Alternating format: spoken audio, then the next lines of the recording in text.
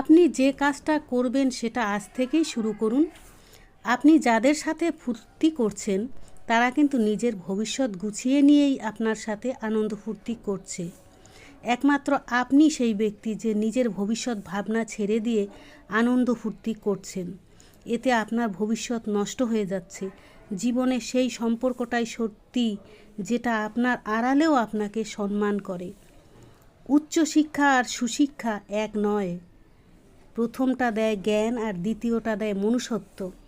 যা পেয়েছো তা হারিও না, যা হারিয়েছো তা পেতে চেও না।